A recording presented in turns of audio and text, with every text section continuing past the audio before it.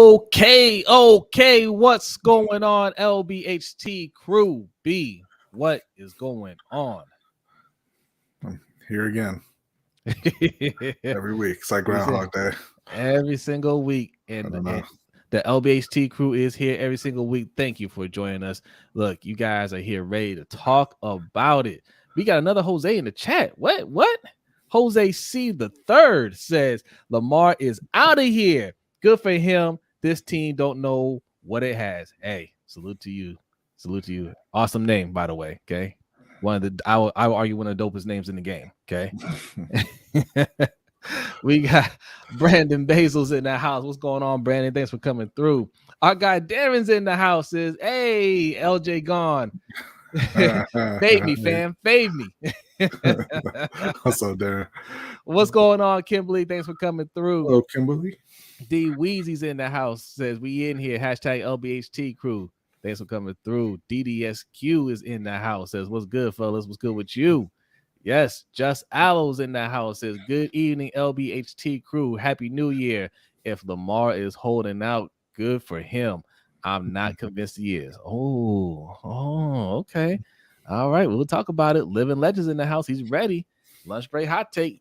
Yes, indeed. Big Reg is in the house. Big Reg, boy. Big Reg's been... Listen, man, he been getting on a guy, JPP. All right? Leave the man alone. Kimberly says she missed us. We missed you too, Kimberly. Yes, Raven Ron is in the house. Says, what up, LBHT? What if it was a black owner that slapped his wife on camera? Oh, we're going to talk about that. You know, I was going to make that part of the show. It is part of the show.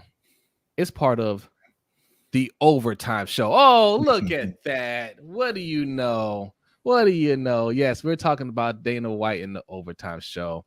You want to talk about Cotton 4K? Yeah. My man's Cotton 4K. All right. Davon's in the house. Says, hashtag LBHT crew. Yolanda B's in the house. What's up, Yolanda B. Raven?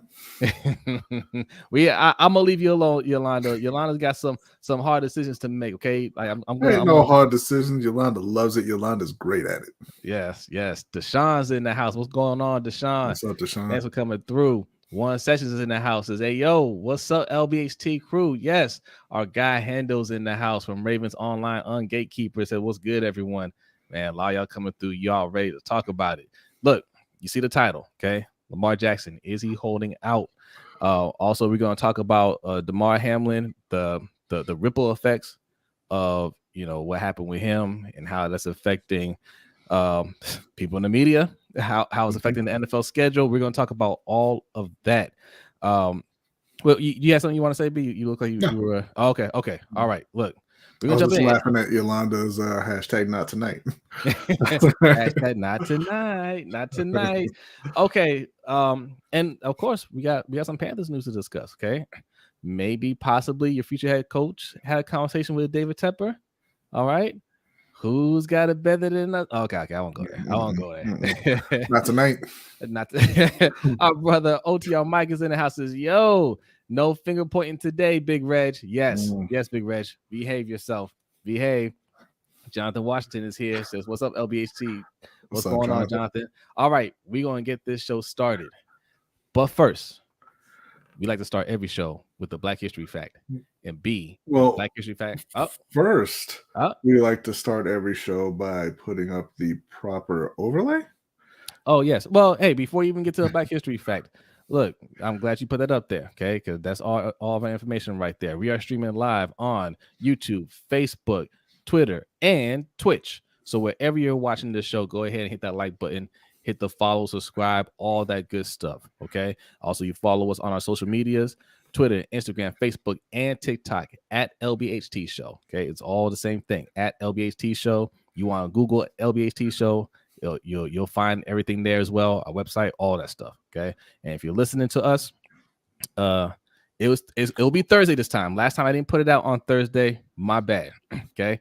But look, you can still listen to it at lunchtime. It'll go out on lunchtime, so we hope you're enjoying your lunch break. Make sure you give us a 5-star review, all right? Now, we like to start the show with a Black History Fact. Well, I do want to say just one more thing real quick. You see us struggling over here with the overlays and whatnot. You know how badly we need a producer. All right, we need somebody just to handle that. So we have to think about it. Right now, Jose and I, we don't believe in unpaid internships. Like that's a scam. That's exploitation. We're just gonna call this shadowing. It will be unpaid. But if you know anybody who's trying to get into the production game, send them our way. Okay. Yes. We are trying to groom one. We have an assistant producer. Okay. We don't have an executive producer, but assistant producer is he's working diligently over here. Okay. Assistant suck up. All right. B has a Black History fact for you. Yes. So we spend a lot of time talking about slavery on the in the Black History facts, obviously, and segregation, discrimination, and all that, because that's been the Black experience in America since the beginning. But we do want, we have before, and we want to continue to take time to highlight non-Black people who fought against slavery as well. So we're going to talk a little bit about William Lloyd Garrison, who was born December 10th, 1805 in New England in Massachusetts. His parents were Canadian. They came over and he was born in Massachusetts. His father abandoned the family a couple years after he was born. And very early on in life, his mother moved the family down to Baltimore. And William would have to, sell lemonade, sell candy, pick up other odd jobs to try to help out the family. One of the things he did was he took on an apprenticeship at a local newspaper where he kind of learned these skills that would help him later on in life as he became an abolitionist. He kind of joined the abolitionist fight, the anti-slavery fight, around 25 years old. He joined a Baltimore, a paper that was published in Baltimore, a Quaker newspaper called the Genius of Universal Emancipation. And so he would write anti-slavery articles there. He, at that point in his life, he was kind of influenced by the thoughts of gradualism and colonization. Gradualism being the idea that you can't free all the slaves at once. It has to be a gradual thing over the course of many years. And colonization, we've talked about on this show before. There was a group that wanted to take all the freed Black people and send them back to Africa and form a colony called Liberia, which they did eventually. But William Lloyd Garrison had fallen out of favor with that line of thinking long before that happened. And when he joined while he was working at the Genius of Universal Emancipation, he wrote a public apology for ever entertaining the thought of colonization. So what he would do there, he started a column called The Blacklist, where he would kind of describe and highlight, particularly heinous crimes against slaves, against Black people. I mean, they weren't actually crimes at that time, but, the treatment of slaves. And, it got him in some hot water, right? Like he got sued. He ended up in jail. The state of Georgia actually put a bounty on his head at one point for $5,000 for anybody to snatch him up and bring him down to Georgia to stand trial for the things that he printed in the paper. He went to jail. He was sentenced for 6 months because he refused to pay the $50 fine for just printing a story about a guy who was shipping slaves out of Maryland to another state, which was legal at the time. He only served about 2 months. Another abolitionist named Arthur Tappan came and paid his fine and bailed him out. And at that point, he decided he was going to leave Maryland. He went on back to Massachusetts or New England, where he started up another anti-slavery paper called The Liberator, which he co-founded with a childhood friend of his, which is kind of what he's most well known for. And in the first issue of the Liberator, this is what he wrote. Quote, "In Park Street Church on the 4th of July, 1829, I unreflectingly assented to the popular but pernicious doctrine of gradual abolition. I seize this moment to make a full and unequivocal recantation, and thus publicly to ask pardon of my God, of my country, and of my brethren, the poor slaves, for having uttered a sentiment so full of timidity, injustice, and absurdity. A similar recantation from my pen was published in the Genius of Universal Emancipation at Baltimore in September 1829. My conscience is now satisfied. I am aware that many object to the severity of my language, but is there not cause for severity? I will be as harsh as truth and as uncompromising as justice on this subject. I do not wish to think or speak or write with moderation. Tell a man whose house is on fire to give a moderate alarm. Tell him to moderately rescue his wife from the hands of the ravisher. Tell the mother to gradually extricate her babe from the fire into which it has fallen. But urge me not to use moderation in a cause like the present. I am in earnest. I will not equivocate. I will not excuse. I will not retreat a single inch, and I will be heard. The apathy of the people is enough to make every statue leap from its pedestal and to hasten the resurrection of the dead. So he was obviously very, as he said, very earnest and kind of had a fire lit under him, and he knew the power of the written word to change people's minds. And he published the Liberator every week until the final issue on December 29th, 1865, following the ratification of the 13th Amendment and the abolition of slavery, at which point he kind of said he would leave the work to be done at that point to others, under new auspices with, essentially he said more money, more resources than what he had at the time. But yeah, that's just a brief history of William Lloyd Garrison, who fought or made abolition his life's work, and a good portion of that done right here in Baltimore. Now, look, man, strong words, right? He started out on the wrong side, okay, and he did some real soul searching and said, "Man, I got this completely wrong. I'm going to do a complete 180, and I'm going to change my life, and I'm going to dedicate my life to making sure we free these slaves and they get equal treatment, right?" Yeah. Now, if only we can get Jay Jones to put out a statement like that.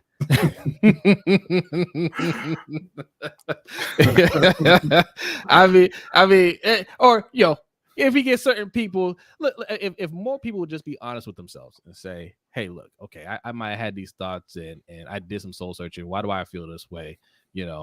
Is it me, or like what what's going on with myself to where I feel this way about a certain group of people?" And just be honest with themselves and work on themselves. We can get a lot more accomplished, but it's a hard thing to do, right? It's just in general to kind of just do some soul searching and say, "Man, I was wrong about this. Let me change the way I'm thinking about this." And appreciate you, Tracy H, for the $5 donation. Says my weekly fix of LBHT. Thank you very much. Appreciate that. Yes. All right. And look, if you want to be awesome like Tracy H, okay, that's how we do our super chat here. Okay, there are two ways you can do that. One is right below B, $ LBHT show. That is the Cash App. Also, that pin link that you see in the chat box will take you to our stream elements. Both ways, you leave your comment, leave a donation, and Microphone Man will give you a raised fist and salute to you. All right. Thank you very much. Appreciate it. All right. Hey, look, Agent E is in the house. He says, "What's up, fellas? What's going on?" Man, they love this one. They look, the fire emojis are everywhere. Okay. Yeah. Bars. Yes. Well, shout out to Garnett. Says favorite part of the show. Appreciate you coming through. Yes. All right. Look. And what's going on, Sharon? Thanks for coming through. Sharon says, "Happy New Year." Yes, and Happy New Year. Happy New Year to you. Happy New Year. Indeed. Thank you, Sharon. Indeed. We forgot to wish everybody a Happy New Year to start the show because we were here on Monday. Okay, not here, but we were on Coach's Stream Monday and we said Happy New Year. So it slipped my mind. But yes, for the LBHT crew, Happy New Year. Absolutely. Hope you guys had a happy holidays. Hope it was relaxing and stress-free. And you know what? A quick plug. If the holidays is that time where you're feeling down for whatever reason, you need something to get you through that. Mr. OTR Mike has an excellent episode on just that situation. Okay. It's entitled "Don't Take It Personal." I forget the rest of it. I named it, but basically just dealing with feeling down during the holidays. Okay. Very thoughtful, very deep conversation that he had with the audience about kind of the struggles that he goes through, and what other people could be feeling. So make sure you go check it out. Okay. All right. You know who else is feeling down, B? John Harbaugh. Okay. His tone is changing a little bit. Okay, it's changing a little bit. It doesn't sound so much now that he's confident that Lamar Jackson's coming back. Before, yeah, he'll be back. He'll be back. Now he's like, man, I don't know. I mean, now Tyler Huntley say his shoulder hurt, but I saw him high fiving Lamar the other day. He didn't look hurt. I don't know what's going on now, right? You got Rich Eisen saying, hey, the Ravens brass, they said that Lamar will be back in a couple of weeks. They seem confident about it. Now, there's talks that he doesn't want to play with the brace, and he doesn't want to come back unless he's 100%. And I don't know what's going on with that. And how dare he? Actually, well, so how dare he wait till he's ready to play?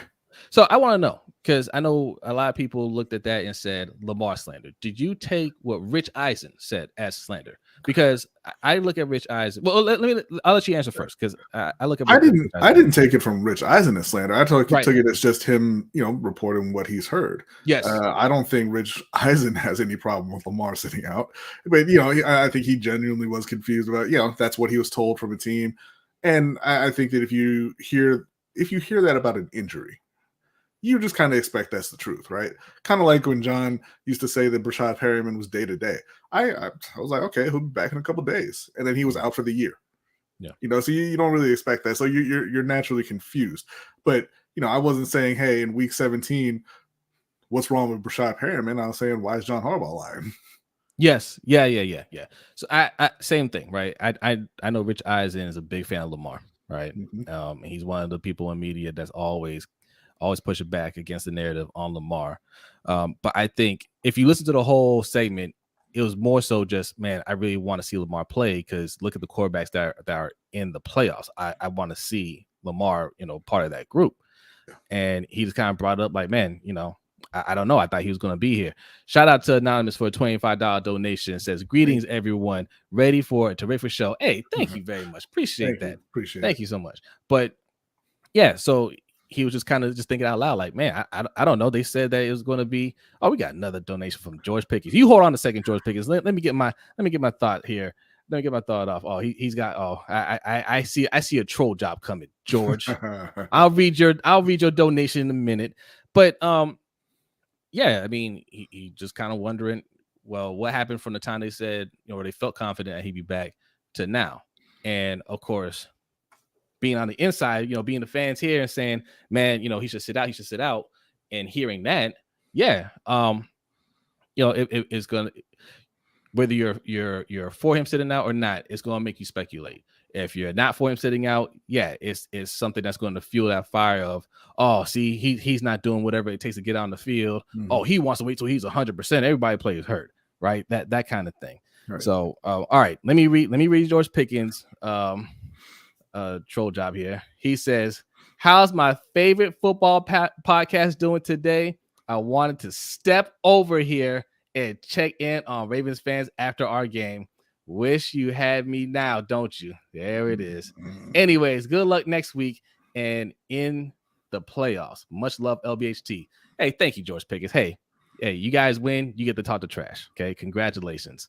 All right, and the Steelers are not out of it. The Steelers are not out of it. They can win. I believe the Steelers will make the playoffs. Okay, George Pickens, I believe your team will make the playoffs. I think they're going to beat the Browns. They need the Jets to beat the Dolphins. Jets to beat the Dolphins, who don't have Tua, and they don't have Teddy Bridgewater. Doesn't look like it. Yeah. And is there another team that needs to lose? That's it. And it's like Bill Barnwell said, the universe bends around Mike Tomlin not having a losing season. I'm just saying. It's a little early, but congratulations once again, Mike Tomlin, on not having a losing season and making the playoffs again without Big Ben, right? With a rookie quarterback that's got baby hands. All right, so back to Lamar. Yeah, I think he is sitting out. Man, you guys are coming through with the donation. Shout out to Marco G. Appreciate it. I think he is sitting out, and they did it to themselves. I think I wouldn't even have played this season if I were Lamar. Yeah. But he went out there. He started out the season hot, and just things got worse. I won't say in his play, but the coaching got worse. the one decent target that he had in Bateman went out. The other half decent target he had in Duvernay went out, and it just got worse from there. And then the first hit that he took, he said, I'm not doing this again. For who? For what? All right, we got 2 donations coming in here. Shout out to Marco G for a $2 donation. Appreciate you. Says, the new excuse I'm hearing for Harbs is that Ray and that defense had only won 1 Super Bowl before Harbs. Difference is that D had Dilfer and Bowler and won a Super Bowl. They didn't win with Kyle Bowler.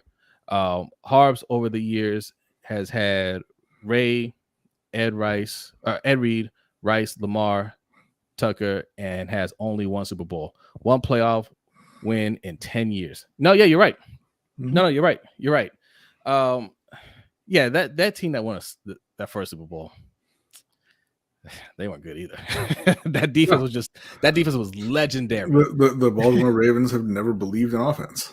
All right, Lonnie, I'm gonna get to yours in a second. He says, "Hell yes, I'm back." I'm gonna read yours in a second, Lonnie. Thanks for coming back. We got $10 donation from Hendo. Y'all, man, hey, shout out to y'all for the donations. Thank you very much. Really appreciate it. Hendo says, "Have we seen Lamar for the last time in a Ravens uniform?" Whew, man, we're gonna have a lot to talk about this offseason. I still don't think that's the case. I still think they're going to get something done. All right, Jose C has a donation. Let me read Lonnie. Let me read Lonnie's first. Appreciate you. Lonnie says Lamar is sitting out this season. He don't want to play. You see, if held up the sign saying pay 8 early in the season. Yeah, he held up the sign saying pay 8. Yeah, drop the link if you disagree so we can debate. Appreciate it, Lonnie. Thank you. Thank you. But listen, we don't disagree at all on that. Yeah, let me read this. Let me read one more. Jose C says, yeah, we don't disagree. He says, ultimate competitor aside, what sense does it make for 8 to go out there? Teams is already inept as it is, and anything negative would be used against him. Sorry, a franchise. Yeah. Absolutely. I think Lamar understands that. Lamar has done enough. It's perfect if you think about it, because he started out the season so hot. Mm-hmm. He was in the MVP conversation early. I mean, it's too early to talk about it, but everybody was talking about it. Yeah. And when things started to go downhill a little bit, his play wasn't really going downhill. It's just that we were giving up these huge leads, right? And then things kind of fell off the wheels fell off a little bit, and his play wasn't great. He got criticized a little bit, and that's a perfect time to say, you know what, I'm gonna go ahead and sit out for a little bit so you guys can see how bad his offense is. And he played it perfectly, man, because Huntley couldn't come in and do what this team or this coaching staff thought he was going to be able to do. Yes, they clinched the playoffs, but everybody understands that you only need to win one more game, pretty much 1 or 2 more games, and you had a very soft schedule, and you looked awful the whole way through, and you still look awful now, to where you have people on ESPN, even non-athletes like Mike Greenberg are like, man, this they look bad. Right, you have people looking at that like, man, I can't even watch that. They were just on Sunday Night Football, or was that Monday?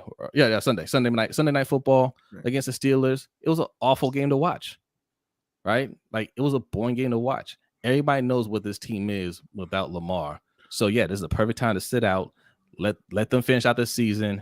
You be healthy, and then let the bidding war begin.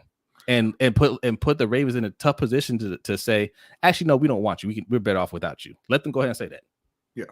I saw it earlier on Twitter, and I actually saved it. I wish I had uploaded it, but there was a chart showing the play of quarterbacks, like the efficiency of quarterbacks, like the EPA of quarterbacks for passing and rushing versus the offensive grades for production. And Lamar is one of the more efficient quarterbacks in the league. The offense was very productive under Lamar, and the total opposite is true under Tyler Huntley. So it wasn't even that he was playing bad. It's that he wasn't, early in the season, he was fantastic, right?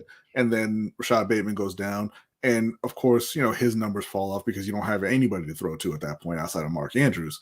But they were still efficient. They were still moving the ball. They were still scoring points. They were still a top 10 offense. It just didn't necessarily look like it because people are hypercritical of Lamar. So he showed you what he is, how good he is with just, the absolute minimum of talent. What's up, Coach? What's up, Coach? The minimum talent around him. And then you took that away and he said, you know what, I'm still good. I still have this offense much, much better than it should be. And then he goes out and just to drive the point home, now you see what the offense is without him. So yeah, there's no argument there in terms of Lamar Jackson's value. I mentioned, I told you before the show, it's not even is he holding out. He's quiet quitting. He's just doing what is expected of him and nothing more, right? And what he has to do and nothing more. He does not have to come back until he is fully healed and ready to play. There's no reason for him to come back and play with his knee being 85%, 90%, knowing the load that they're going to put on his back. Right? He has to carry the entire offense. And if he comes back and he's not fully ready to go, let's say like, again, he's 85%. He can't run the way that he normally does. He can't move the way that he normally does. All is going to happen is he's going to get criticized for that. Yeah. Not the team, not John Harbaugh, not EDC, not Bisciotti, Lamar, not the O-line, not Mark Andrews, not any of the receivers. It's just going to be Lamar. And by just saying, I'm not ready to go, he removes that from the equation. And now, like you said, you see John Harbaugh getting a little testy in these press conferences. You see the pressure getting to him a little bit because he doesn't have Lamar and he doesn't know when Lamar's coming back, despite thinking that he was going to be back weeks ago. Hey, I agree with this, Darren. He says, if LJ goes and Harbaugh stays, we riot. He says, I'm sharpening my pitchforks right now. Yes, Darren. All right, we got a donation from Marco G. Appreciate you, man. Thank you, Marco. Man, loving the love we're getting today, man. Says, on the last play, no timeouts, no Lamar, no playmaking wide receivers. What do you expect? Yes, talking about the Pittsburgh game. Raiders put up 34 with a backup QB against number one defense. Difference is they have Adams, Huntley on that last play. Effort, Minka Fitzpatrick down there somewhere. Yeah. No, absolutely. And that's my whole thing, right? And shout out to Garnett. I know you're in the chat, and Garnett had a different take on it. I get what Garnett's saying. Garnett, I get what you're saying, right? But it's not a level playing field, right? You want to say, hey, you got to hold everybody accountable, right? We are holding people accountable. But, if you're not giving the offense anything to work with, then you give them the equal amount of accountability. So the offense put them up with less than 2 minutes left in the game. The way this team is built, the defense is supposed to close out. That is their job. I don't want to hear about I'm tired or, they had to go out there and play too many plays. That's how this team is built. If you want to be that type of team, that Ravens team is supposed to close out. They're supposed to make sure that team doesn't get into the end zone. So do your job. I don't care if you're fatigued. I don't care if you feel like if the playing field's unbalanced. Yeah. That's how it is in the offseason when they're handing out contracts and draft picks. It goes to the defense. And it wasn't. They weren't fatigued. They weren't. The problem I have with that argument is they were getting beat like that the entire game. They were getting beat like that from the first drive, very first play of the game. They weren't able to hold Pittsburgh. The difference is, drive one, Pittsburgh had a dumb penalty down, inside the 5-yard line, and then just a really lazy play call on a fade that prevented them from scoring a touchdown. You kick a field goal. Next time they get out there, they kick a field goal, they miss it. That's not the Ravens stopping them. They stop themselves. Right. And so it wasn't like, oh man, they're shutting them down. They're shutting them down. They're shutting them down. And now they're tired. No, they were playing the exact same way. The difference is Kenny Pickett made a couple of great throws and they have receivers who made the catch. That's it. That's all it was. Shout out to Cam Newton. Cam Newton made a donation. Appreciate you. Cam sitting at home watching this says, her Panthers are looking at a Harbaugh? Brodny, what you going to do? Wow. I don't really want any parts of Jim. I'm not even saying he's a bad coach, but things did go sour in San Francisco. I'm not saying that was all his fault. It obviously wasn't. You know, he did have problems with the GM, personal problems with the GM, and it wasn't even just the GM doing a bad job. Don't give him too much because that's going to be in our Panther segment. Okay. That's okay. We'll hold on until the Panther segment then. Okay. We'll come back to that. Okay. We appreciate the donation. Appreciate you, Ken. Thank you.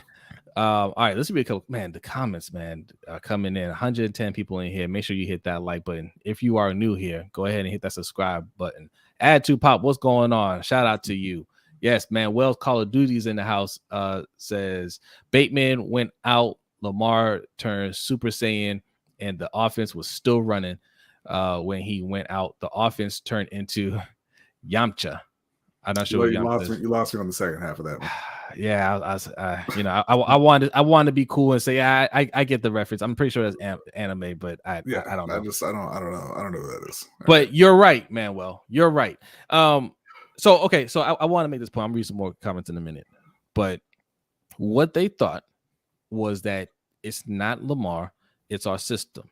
It's not Lamar, it's Greg Roman. It's his offense putting Lamar in the best situation to be successful, and they thought they could replicate that with Tyler Huntley.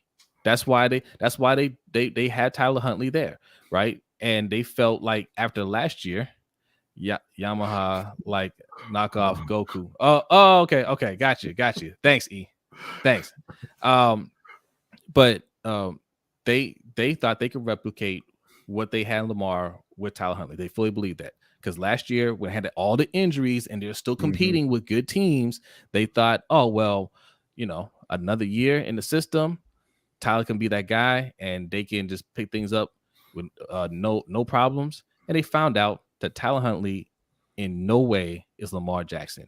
He can't run like Lamar Jackson. He can't make people miss like Lamar Jackson. And he can't throw anywhere near as well as Lamar Jackson. Because what we keep saying is, his best attribute is not his legs. That's just what people say. Yeah. He can throw the ball. He's one of the best passers in the league if you let him pass. How do you lead the league in touchdown passes in your MVP year on an offense that doesn't throw the ball? Right. And you know what else Tyler Huntley doesn't have? He doesn't have the sense of the moment that Lamar has. That all great players have, right? I don't think that Lamar or that Tyler comes off the toilet, runs onto the field, and throws a touchdown pass to win the game. I really don't. And you see it over and over and over again with Lamar. No matter how poorly the game is going, even if he's playing poorly himself, that when it comes down to that last drive and they have to score, they get in position to score. Yeah, they get the points that they need. Now, a lot of times the defense gives it up, but that's neither here nor there. But Lamar gets them what they need almost every single time. Yeah. And that's a rare quality. I'm not trying to down Tyler Huntley for not having it. Most people don't have it. But that's what makes Lamar so special and makes it so ridiculous that we even have to ask the question of whether or not Lamar Jackson is going to be in Baltimore next year.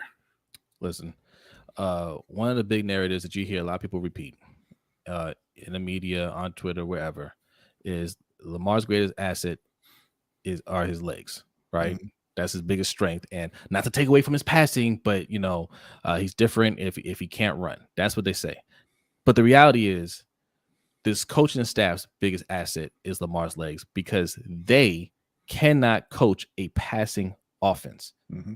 We've been saying it here for 2 years that Greg Roman does not know how to put together a passing, like a passing offense, like passing concepts, right? And now we see it because you have wide receivers only getting 2 catches total in a game for 18 yards.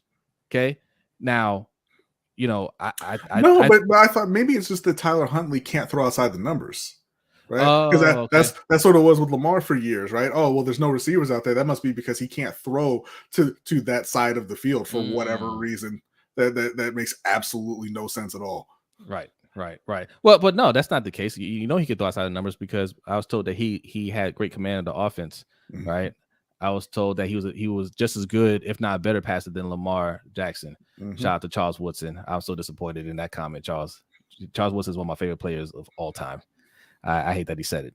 He tried backtrack and say he didn't say it. You said it. You said it. Okay. Still love you though. Okay. Yeah. All right. Let's read a couple comments, man. They are coming in hot. B. Jonathan Washington Jr. says, "Say what you want about how many bad games we've seen from the offense. They had a double-digit lead in almost every single game. They've played every single game they've played this year. Defense, the ones that's supposed to carry us." You are so right. You are so like. And again, we're up by 4 points. We're up by 4 points with less than 2 minutes left. I don't want to hear it. I don't hear any excuse. Right. You got like this defense, and we weren't playing the Chiefs, right? We weren't playing the Chiefs. We're playing Kenny Pickett. No disrespect, Suge. You guys won the game. We're playing Kenny Pickett. Okay. Yeah, they have excellent wide receivers, but we're supposed to be an excellent defense. You can't let that happen. And shout out to Anonymous. I missed the comment, but shout out to Anonymous with a $25 donation. Let me pull that back up here real quick. I'm sorry, that came in a while ago. We were making a point, so I didn't put it up immediately. No problem. Let me see if I can find the actual. That's okay. I got more. I got more comments here. Let me know when you're ready. One session says, "Preach, Brodny. 198 rushing yards didn't all come from one drive."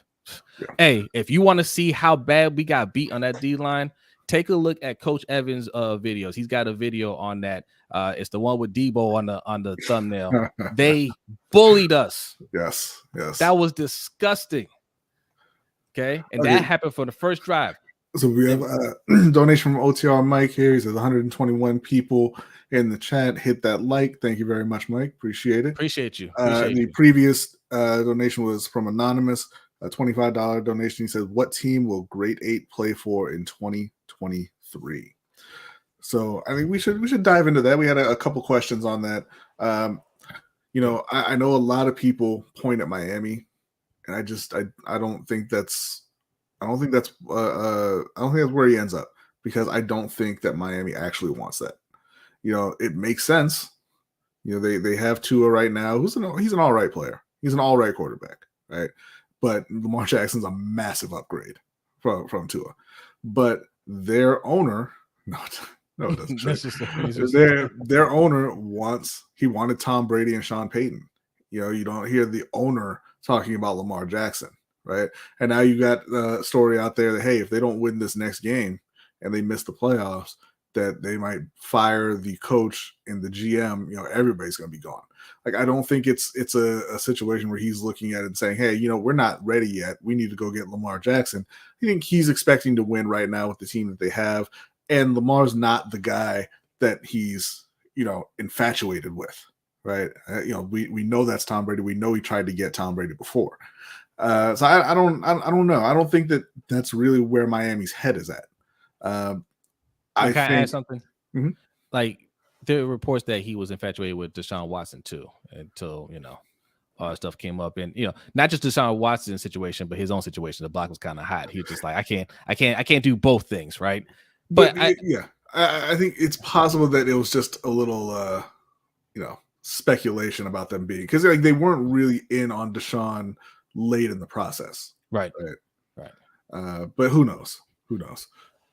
I think we will see teams that we had no idea would be in the hunt, right? For Lamar, all of a sudden, be in the hunt for Lamar. I'm talking about teams like Green Bay, right? I think that I'm talking about teams like Minnesota. I think there are teams that give you no inclination right now that they are interested. If Lamar really becomes interested, they will throw their bid in to get him. Right. And because this is a thing that you've never seen before, really, in the NFL, right? Yeah. You've never seen a player that good, that young, at that position be available. It's unheard of. We saw it with Deshaun because of all of the off-field stuff with Deshaun, right? Yeah. If he didn't have all of that off-field stuff, Houston would have told him to sit down and shut up. They weren't trading him. Yeah. No chance. But yeah, if Baltimore actually says, hey, you know what, we're gonna listen to offers, yeah, you're gonna see a lot of people who are not as happy with their quarterback situation as you thought they were. Yeah. Personally, I people kind of laugh when I bring up Carolina because that's my team, but they're gonna be picking right around the top 10, and they can give Baltimore what Baltimore wants, because it is going to be John Harbaugh and it is going to be EDC making this move. They're not going to get fired if the owner decides, I'm not paying Lamar Jackson, you guys go ahead and trade him. He's not going to fire them right away, right? So it's going to be them making that move, and what they want is Brian Burns. They want that edge rusher. They want JC Horn. They want that lockdown corner. Carolina can give them both of those things, and they can give them like I said, a near top 10 pick where they can go and find another quarterback. Yeah. I'm not going to say that nobody could put together a better offer. I'm saying that's an offer that Baltimore would love. So my pick is going to be Carolina. Well, look, I mean, you're a homer, and you're supposed to. I'm not being a homer. I'm not being a homer. I said, look, who has a better offer than Burns and Horn? I mean, I don't know that they would offer those guys, but in theory, who has a better offer than Burns and Horn? Because I know that they were, on board with trading a couple of their young defensive players for Deshaun Watson. Yeah. So why would you not be for Lamar Jackson? Yeah. All right, let me read a few more comments here. Shout out to Top Billing says, yeah, I'm tired of hearing how Ravens built this offense for Lamar. Yeah, I mean, clearly they didn't. Right. As if they did Lamar a favor or something. They are trying to imply Lamar is a limited QB by saying Ravens built this offense for him. That's exactly what they're trying to apply. And Lamar is showing them right. He's exposing them, right? What's going on right now is Lamar exposed him. He flipped the script, right? A lot of black quarterbacks got this treatment in the past, which is why we called it the black quarterback treatment, as this thing's going on. That's what Cam Newton got, right? And none of these quarterbacks did what Lamar's doing right now. He said, you know what? Actually, I'm not ready yet. I'm gonna stay out a little bit longer. You got this, right? you got it. You built the you got the same type of quarterback, right? Yeah. You made me, you can make him, right? Mm-hmm. And I mean, they don't even have him now. I gotta speculate, man. Is Tyler Huntley really hurt? Or did Lamar say, bro, man, just tell him you can't go. Okay, sit out. Let Anthony Brown get that. Let them fall flat in their face. I think Tyler Huntley's a free agent too, right? I believe so. Say, look, you and me can both go get this money. Okay, we ain't gotta stay here. All right. And Tyler said, yeah, you're right. You're right. Let's just chill on the sideline and watch them just embarrass themselves. Yeah. Devon Allen says Lamar don't owe this team anything. When the Raiders bench Carr, nobody complained about it. Yeah. So LJ needs to do what's best for him. Yeah, when we're talking about hey, Devontae did. Yeah. Devontae let them know. Look, there's only one reason that I came here. And it ain't for this guy.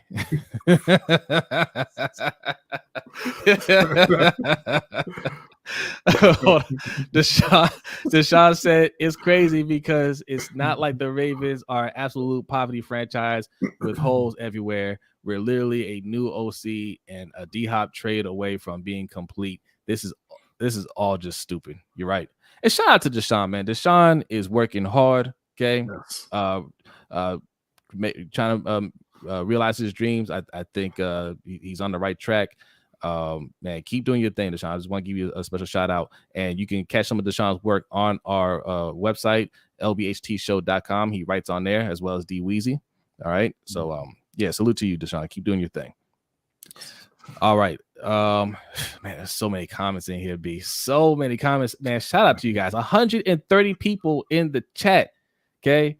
Hit the like button for your boys. All right. And if you're new and you're enjoying the content, go ahead and hit that subscribe button. All right. Look, these shows were only meant to be an hour.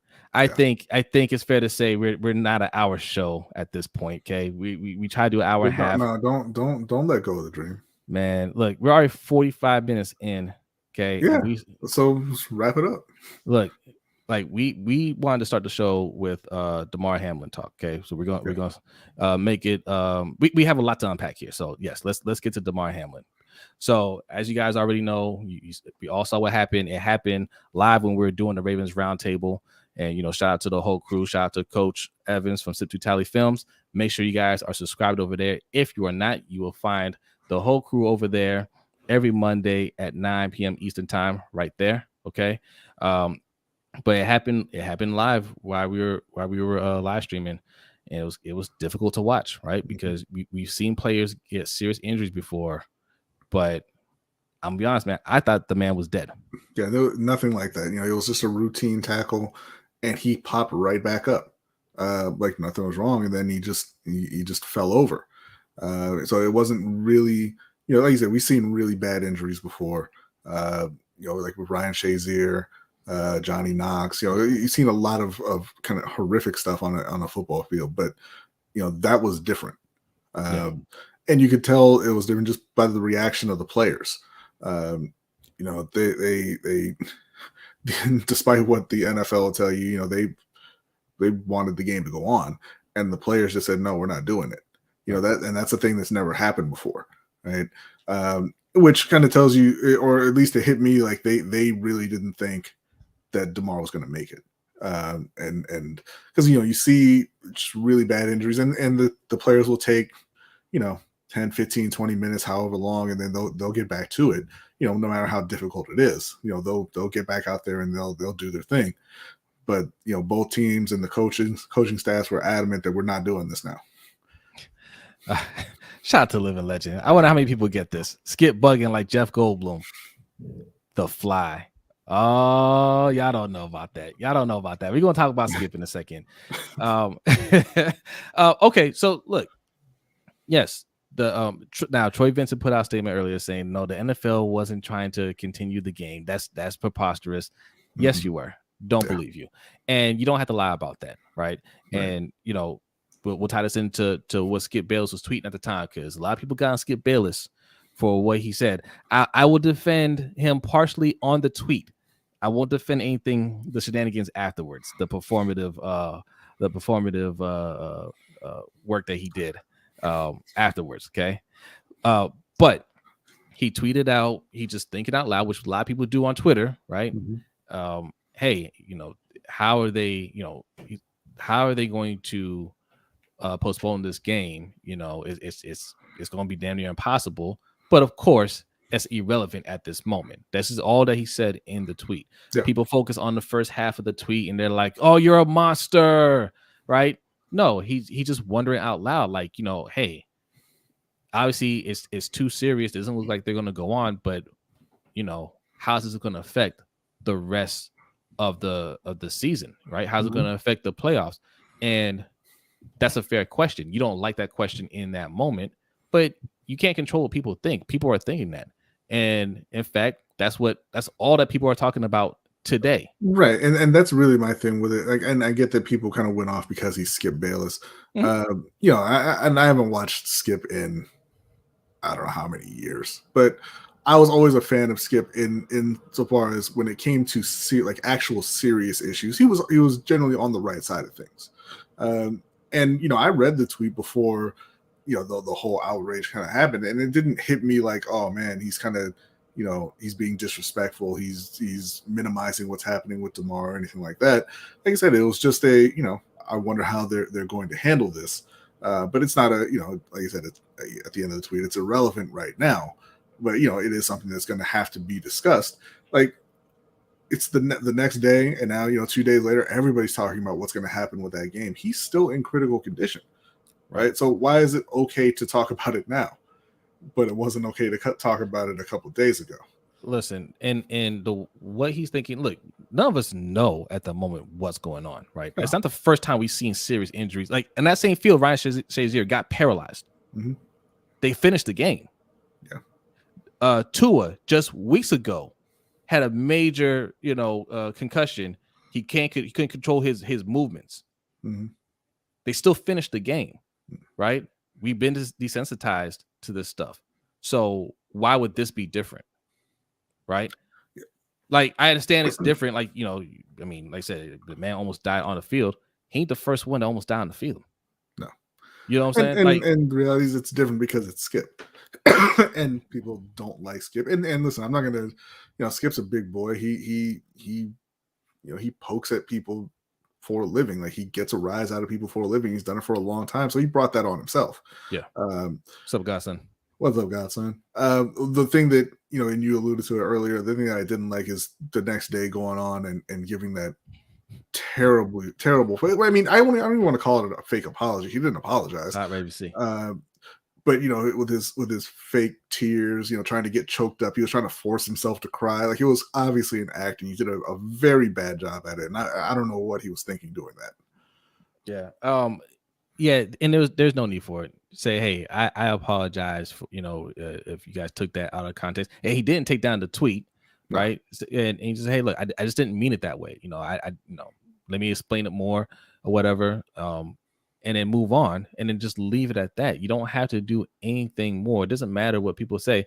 Listen, like you built up this heel character, so that's on you. Don't run from it. That's my whole thing with Stephen A. That's why I can't stand Stephen A. Right? Mm-hmm. He built up this whole heel character, and I said what I said, and he usually takes the wrong side of serious issues, right? And that's just his thing.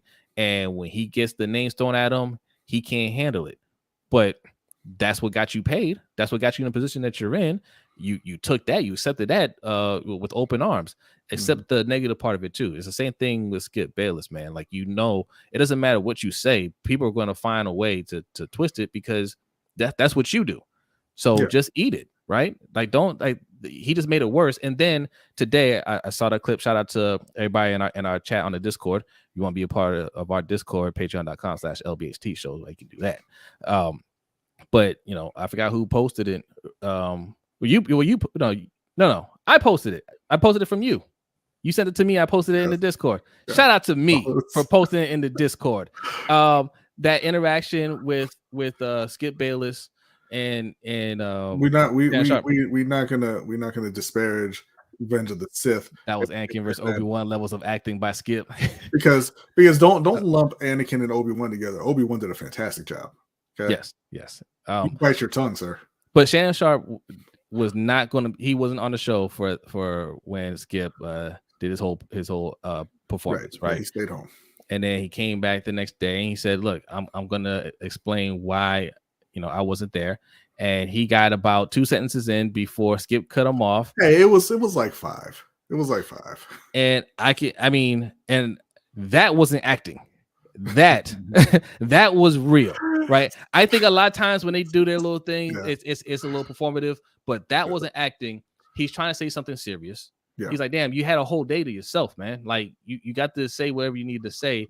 I just need to say, and the funny thing was, he wasn't even going to throw him under a bus, right? He just said, hey, I thought he should have taken down the tweet, and then Skip went off, cut him off, and he said, listen, you didn't even let you. He's like, you couldn't wait 2 minutes to let me just get everything out. Here's what I was going, I was going to defend you a little bit, like I was trying to say something, but you want to go ahead and cut me off, He's like, who is it now? It's not Jenny. Is it still Jenny? Jenny, go ahead, start the show, right? He was disgusted with them, Well, listen, he said Skip's name, and to Skip, that's the green light for him to start talking. He also let a couple of things slip there. I'm not sure if you guys watched that interaction, but Skip said something about, well, no, I meant when I said, like, nobody's making me apologize. He said, yeah, the bosses are making you apologize. Something to that effect. I was like, oh, he let something slip there. That's a pre-production meeting. That's not that's not an on-air meeting, right? And Skip got mad because he's just like, hey, we didn't say. He said that part too before they went out. He's like, hey, we didn't, we didn't talk about this. You didn't. They did talk about it and said we weren't going to talk about it. Right. Like, yes. We said we weren't going to talk about the tweet. Yeah. And Shannon was like, whatever. Listen. When you have big budgets, you have pre-production meetings, and we have pre-production meetings. Everything can be scripted, and you know exactly what you're going to say. You can have those performances. Okay. Me and B literally talk about 15 minutes before the show starts. We talk throughout the week, but we don't actually start. We kind of get things together for the show throughout the week, but we don't actually talk until the show is getting ready to start. So this is what you see is what you get here. All right. But yes, so that's the falling out for that. But I want to bring it up because there is still a big issue. What do we do about the playoffs now? Because as it stands right now, the Ravens cannot win the division. Right. We needed the Bills to beat the Bengals, and then we need to beat the Bengals. Or you needed to, do your job and beat Pittsburgh.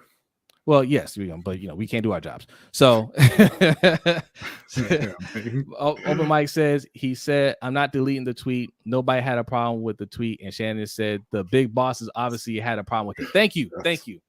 Yeah, right. So yeah, that's not a conversation they typically have on air. That's some behind the scenes stuff that they don't want you to see.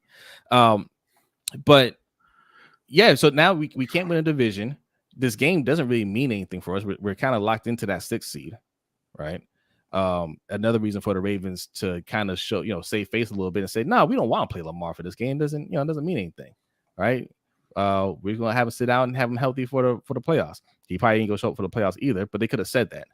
Yeah. And shout out to Anonymous for another $25 donation. Thank you so much. Says, hope Mr. Hamlin has a full recovery. Yes. Mm-hmm. Yes. The most important thing. I'm sorry, go ahead. I'll say the most important thing in this whole thing is Damar gets healthy. Yeah. Right. And he said they've had just nothing but positive signs over the last last couple of days. So it looks like he is moving in the right direction. Obviously, he's still in critical condition. He's still in the ICU, but they say that all the signs are positive at this point. All right. Oh, we got some donations here. Oh, shout out to you guys. All right, let's start with Marco G. And Kenny Pickett makes a appears. I'm gonna get to you in a second, Kenny. Marco G, appreciate it, says Skip has a history of hating on players, so it's understandable that people felt a certain way. Yes, poor choice of words. Words matter. This is also a guy who hates on Luka and Giannis while defending Ben Simmons and Baker performances. Shannon getting fed up. Yeah, I mean, again, that's part of his act. But on real serious issues, like those things, that's sports related. That's a game. But on serious issues, he's usually on the right side of those. Right, which is why I think I think probably he wasn't prepared for the backlash because I mean everybody knows he's a character, right? And yeah, he gets out of line with athletes. He does. He has multiple times, yes. But it is still sports, and it is still not that serious. And I think he probably thought that most people would put the character aside because I mean, look, I don't know Skip obviously, but I don't believe for a second he was trying to minimize what was happening to Damar Hamlin. Look, I just want you guys to realize because a lot of people that were kind of calling him out were players and former players. I just want you guys to just think about this for a second. Troy Aikman, who's like 60 now, right? Hasn't played in decades, still wants to fight Skip Bayless. Ask him about Skip Bayless. He says, when I see him, I'm going to fight him. It is on site. On site. Okay. Now, why do you think Skip gets up and runs 5 miles every day? Because listen, Troy says it's on site. Troy don't want it, man. Skip will take him out. He been out there drinking with Buck. He been living the good life. He gonna see Skip. And Skip gonna run circles around him. He's gonna tire him out, and he gonna finish him. He's drinking water. He's pulling a Floyd Mayweather. He wants you to think that We have seen the drunk pics of Troy Aikman. Does Troy Aikman look like he's out of shape? He don't look like he's out of shape to me. He don't look like he's out of shape, but he ain't in Skip Bayless shape. He take that shirt off. He might look like Vince McMahon. Okay, Vince McMahon takes all the steroids. I think that's what Vince McMahon hopped in that ring not too long ago, and he couldn't even stand up. All right, that's where Troy's at. All right, he don't want any parts of Skip today. All right, Kenny Pickett says, read my comment. Kenny Pickett says, George said that LBHT was talking about me, so I wanted to come check it out myself. I've been hearing the disrespect from OTR Mike and Jose. I'll say this: doesn't matter if you win by an inch or a fingertip. A win is a win. Next year is the year of mittens. Oh, that's how you got to do it, Kenny. You embrace it. You turn it against him. Yeah. And shout out to Hendo for a $5 donation, man. Appreciate you guys so much. That's prayers out to Hamlin. Yes. Thank you, Hendo. Appreciate you. Okay, but yes. So the Ravens, unless they play that game, which I don't see how they play that game. Right. This is exactly what Skip is talking about. I don't see how it's done. Oh, shout out to Ben H for a $20 donation. Thank you, Ben. Says gridiron lives matter. Hey, thank you. But I don't know how you make up the game. That's pretty much what Skip was trying to get to. The point he was trying to make. and it does complicate things, right? That that sends ripple effects. So how are they going to manage the games moving forward? And shout out to Coach Evans. He did a video on that, kind of saying, hey, here's how you can kind of remedy it, but this is something that needs to be discussed. He's having a little coughing fit over there. Read a couple of comments here. Kimberly says, I'd be mad if Ravens don't beat the Bengals in the playoffs and don't go to Super Bowl in February. Kimberly, I just want to prepare you right now. They're not going to Super Bowl. You better get ready to be big mad. Yeah, that's. I don't think you'll find too many fans that think they're going to the Super Bowl. They ain't beating the Bengals next week. Or in the playoffs. No. Jonathan Washington says the tension been building up for weeks ever since he got in that heated argument with Shannon about him downplaying his career to uplift Tom Brady. I'll tell you what, that didn't help. That did not help. Coach says Shannon, but I go where Shannon goes. Yeah, look, I don't see them doing that show together for much longer. Right. Mikey says Skip knew what he was doing. He's a master at this stuff. He is. Like him or not, he stays trending. He stays relevant. Yeah. So, just Al says trading Lamar so you can get 3 or 4 lottery tickets is dumb. Yeah. But what if you win the lottery though? And what if you get one of those guys who's like almost as good as Lamar? If they trade for a bunch of draft picks, you have a GM that's proven that he just can't draft well. Mm-hmm. Right. I don't even like to crap on EDC as much as I have been, because I've been saying pretty consistently that I believe EDC can be a good GM, but he hasn't shown it. All he's shown is that he cannot draft. He sucks at it. Yeah. So I don't care if we had 20 draft picks. I wouldn't feel good about it. All right. What's up, Joy? Joy says, hey, fellas, just getting in what I miss. Whew. Skip. That's what you miss. You missed some Skip Bayless talk. One session says bringing in Deshaun Jackson and Andy Isabella was another sign that the Ravens aren't serious this year. And Sammy Watkins and DeMarcus Robinson. I think the Andy Isabella one, was that the one we signed right at the trade deadline after we traded for well, no, I think he was before, because he was it Deshaun Jackson? Yeah, it was Deshaun, because Andy Isabella was, they claimed him off the waiver wire after the Cardinals cut him. I think that was before, because we all made the joke that he'd been there for weeks and Deshaun just came in and he was about to play. I think that move was a message to everybody saying, hey, we're not going to put any more on this offense. We're doing it our way. Lamar ain't getting any more help. This is what he's getting, and this is how it's going to be. And Lamar sitting out this whole time is his message, right back to him, say, hey, this is how it's going to be. Then let it be. Yeah. Right. you deal with that. I'm not dealing with that. And they're feeling it. Shout out to Raheem Ali, says Ring Kings checking out that Tank Davis. Oh, yes. Shout out to you, man. Appreciate that. Yes, our other channel, Ring Kings Podcast, that we do with our brother OTR Mike. Make sure you subscribe if you are a boxing fan. There is a huge card coming up this weekend. Okay, Tank Davis versus Hector Garcia, and the undercard is amazing. So make sure you go over there and you hit subscribe. We're also going to be talking a little Tank tonight for the overtime show. What's his relation to Dana White? Ooh, I didn't give you the video on. There you go. Give you the effect. Oh, there you go. Both of them had some serious one had a charge, one had, you can call it allegation, but we saw it. But yeah, we're going to be discussing the differences and how the media covers both of those situations. Yeah, that's going to be fun. And we're going to be talking a little bit about the coaching carousel this offseason, because it was Hendo that posted in our Discord that little blurb about Miami Dolphins coach, right? Mike McDaniel, that maybe it ain't all good. He may not be as safe as we think. Now that would be shocking if he got fired, right? And that will make for an interesting offseason. So we're going to discuss a little bit of that in the overtime show as well.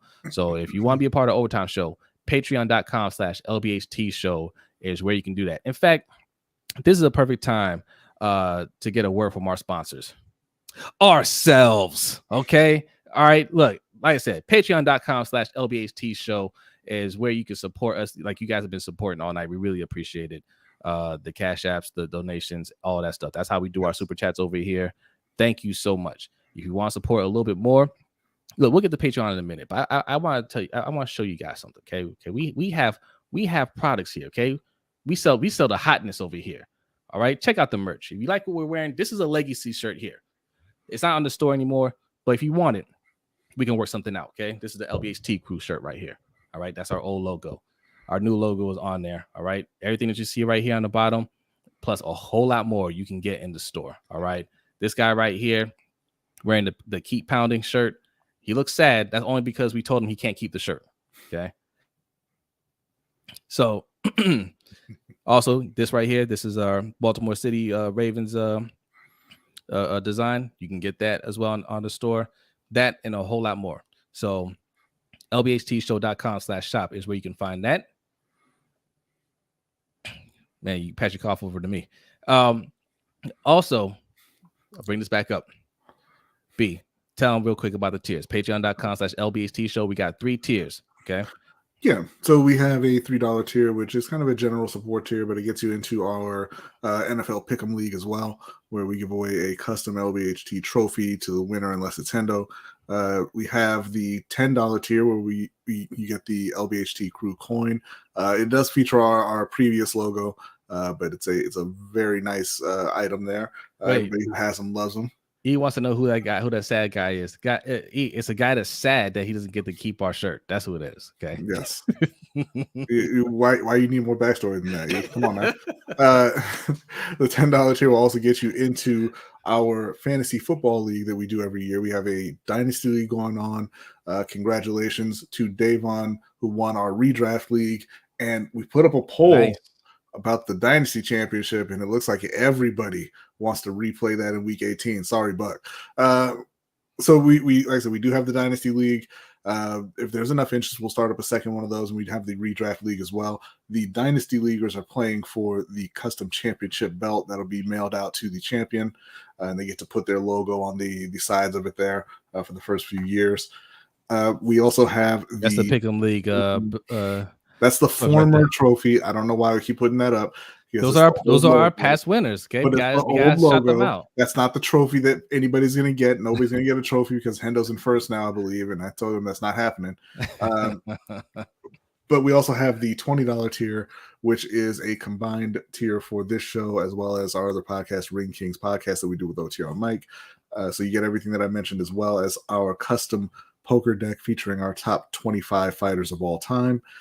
And, obviously every tier gets you into the overtime show that we do following the live show every week. And they all get you into our Discord server as well, which is a lot of fun. You need to get in there. We don't really, it's kind of a one-time fee. We don't really remove people from the Discord server. No. But, we're still all kind of waiting for the Twitter meltdown. You want to make sure you're in the Discord before that happens. $3 is all you need. If you got $3 in your pocket, and I know you do, okay? If you're thinking about going to the store and getting you a king size Snicker bar, listen, I understand, okay?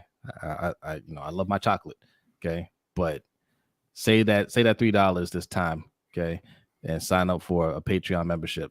If you're thinking about ordering some Grubhub or DoorDash or whatever, okay? Save the $25 on the delivery fee. Go get the food yourself. Sign up for Patreon. Grubhub, I want to defend you from this slander, but I can't without a paid sponsorship. And shout out to Andrew. Andrew is one of our original patrons. He's got the founder's coin. Okay, these aren't even available anymore. He's got one of these right here. A longtime supporter of the show. Okay, and thank you very much, Andrew. Thanks for coming through. Caleb's in the house says, bring in Chad Ochocinco. Listen, I don't even like joking about this stuff anymore because that's exactly who we look at. Well, because they were talking to Terrell Owens. Yeah. Like, you can't make jokes about that stuff in Baltimore. It comes true. Yeah. Garnett says, Andre Johnson, Reggie Wayne, and Torrey Holt have been named Pro Football Hall of Fame finalists for the class of 2023. All excellent choices. I mean, can't go wrong with any of them. It's really hard as a wide receiver to get in. I'm I'm a little surprised about Andre Johnson, not because he doesn't belong there. I just didn't think, I thought it would take a little bit longer. So I'm happy to see him as a finalist because you want to talk about coming up the hard way. This man, who was his best quarterback? Matt Schaub. Matt Schaub, the king of the pick six, right? That wasn't until later. He was good for a few years. I am shocked actually to see that Hines Ward isn't on that list. I'm shocked in a good way because he does not deserve it. He doesn't deserve it. Are we going to get a donation from Hines Ward? All right, listen, Panthers portion of it because we're over an hour. We got to go. Let's go. Let's go indeed. Panthers talking to Jim Harbaugh, and Coach had we had a donation earlier in the show asking about Jim Harbaugh. I believe that one was from Cam Newton. Yes, I don't like it. I don't want Jim Harbaugh in Carolina for a few reasons. Like I said, it's not that he's a bad coach. I think he's a good coach. But he had a lot of issues in San Francisco, and we can't put them all just on the GM. That was a two-way street there. They didn't get along at all. And I understand that the GM didn't do a great job, but you can't let things get personal. You can't let that kind of stuff fester and get toxic within the organization, right? So that's one. Two, I'm a little put off by the fact that he's finally competing at Michigan and he's trying as hard as he can to get away. That put me off about Randy Edsall. I told you, the second, that they became relevant and, watching his little speech to his players, I was like, this dude cannot wait to run away from these guys that he recruited. That's a red flag. You don't want that guy. Also, I don't want to be part of the Harbaugh nepotism ring. I don't want to see Greg Roman on the Panther staff. I don't want to see any cast-offs from Baltimore ending up in Carolina. I mean, it's already happened a couple times. I don't want to see any more. Little Mike McDonald, little Ed Dixon, little Kalen Clay. No, I don't want none of that. I don't want any of that. All right. So, just put that out of your mind. He's not just talking to Carolina. He's talking to every team with a vacancy right now. He's just trying to get an offer so he can leave Michigan. He's got the stink of desperation on him, and I don't want it. All right. Okay. I got a hot take here, B. Jim Harbaugh never really wanted to coach in college. I think, look, he had a lot. Jim Harbaugh was a good coach in the NFL. Mm-hmm. I mean, he was in the Super Bowl. We beat them in the Super Bowl. He was a good coach. Like you said, the message got a little stale. Some other things happened, and things kind of the wheels fell off, and he got fired. And he I think it was a shot to his ego a little bit because he's very intense. And when you're dealing with grown men, you got to move in a different way a little bit. It's not the same as coaching in college. I mean, he was successful in Stanford, and his message resonated with those young players, and it carried over to the NFL for a little bit. But you gotta always adapt in the NFL. The NFL is the highest, it's the highest level of competitiveness, and you can't just keep coming out every year with the same thing. You got to learn to grow and adapt. I think he didn't do that, and it was a little shot to the ego a little bit. So he went back to college, went to Michigan to kind of get his groove back. And now that he has, and he was in the playoffs, his stock is up again. He wants to get the hell out of there and get back. It is cold as hell. Yeah, and you know what? And look, I don't think that's the worst move for the Panthers. I don't think he's a bad coach. And there are some coaches, I'm down on a lot of at least first time college coaches going to the pros and becoming head coaches. But I mean, we've seen this with Pete Carroll. Pete Carroll. He failed the first time as a head coach with the Jets. Went to college, coached USC, had a lot of success. Came back, he was a different person. Yeah, and I think. I think the league was different more so than he was a different person. I think. He said himself. He said he didn't feel like he was himself. The first time now he's being himself, and players are more receptive to Pete Carroll himself. Than they used to be, because Pete Carroll's a little bit of a weirdo. Yeah. Not in a bad way at all. But just a little bit of a weirdo. I don't think it's the worst move for Carolina. I just don't think it's the best move for Carolina, and I don't want to start at the middle of the list. How do you feel about D'Amico Ryans? That's another Again, guy that's rumored to. same thing. Not a bad move at all. I think D'Amico Ryans is a good coach. I think he'll be a good head coach. He's not at the top of my list. I want an offensive-minded coach. I do not like defensive-minded head coaches. Mikey's got what if this happens? Mikey says he's going to get Andrew Luck out of retirement. B, you sure you don't want that? How would you feel out of retirement? Mikey, how old is Andrew Luck? Chat, how old? He's like 34. That's still young. 34. He's had time to heal his body. Oh, what if B, you signed Jim Harbaugh and he brought Andrew Luck out of retirement? No, thank you. You wouldn't take that? No, thank you. You don't think Andrew Luck has it anymore? It's not about whether he has it or not anymore. He's 33. He's 33. He's been out of the league for 3 years. It's not about whether or not he has it anymore. He wasn't the greatest quarterback, to begin with. He was a very good quarterback. He was a very good quarterback, but he wasn't like, he wasn't Pat Mahomes. His O-line wouldn't let him be that. Whatever, deal with it. Okay, they can't block, right? No, but even when they got an O-line, he wasn't that.